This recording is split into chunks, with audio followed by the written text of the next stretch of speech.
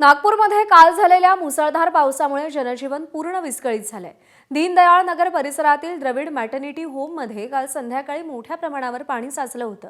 दरम्यान रुग्णालयाच्या झालेल्या नुकसानाचा आढावा घेतलाय आमच्या प्रतिनिधींनी। पाहूया।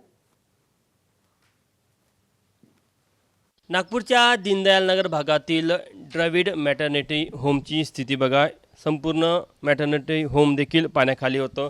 या मॅटर्निटी होमच्या आतमध्ये साधारण 2.5 फुटापर्यंत पाणी होतं आणि त्यामुळे या संपूर्ण मॅटर्निटी होमच्या आतमधले जे साहित्य होतं ते पाण्यामध्ये तरंगत होते। त्यामुळे इथल्या कर्मचाऱ्यांनी औषध असेल किंवा इतर उपकरण असेल हे कशा प्रकारे वर टेबलवर ठेवल्याचं आपल्याला पाहायला मिळतं। आतमध्ये देखील जर का दृश्य बघितलं तर सकाळपासून म्हणजे हे बघा, लिफ्ट आहे ना, लिफ्टच्या आतमध्ये अजूनही पाणी साचलेलं आहे बघा। हे पूर्णतः लिफ्टचा भाग आहे ना बघा, पूर्णतः जलमय अजूनही पाणी आहे। त्यामुळे ही लिफ्ट पूर्णतः बंद झालेली आहे। काल तर या लेवलपर्यंत साधारण आपण जिथे उभा आहे त्याच्या वर 2.5 फुटापर्यंत पाणी होतं। आणि आतमधलं दृश्य बघा, म्हणजे मॅटर्निटी होमच्या आतमध्ये जे उपकरण असतात, साहित्य असतात, औषधं असतात, त्याची काय अवस्था झालेली आहे। आणि मग या पुराच्या पाण्यापासून बचाव व्हावा यासाठी कशा प्रकारे हे औषधं साहित्यवर टेबलवर ठेवली आहे ते देखील आपल्याला पाहायला मिळत आहे।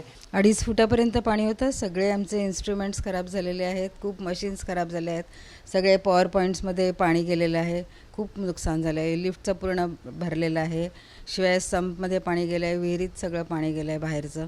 आता हे सगळं आम्हाला खूप निस्तरायला वेळ आणि पैसा खर्च करावा लागणार आहे। कॅमेरामॅन मिथुन आदमणेसह तुषार कोहळे, एबीपी माझा, नागपूर। एबीपी माझा, उघडा डोळे बघा नीट।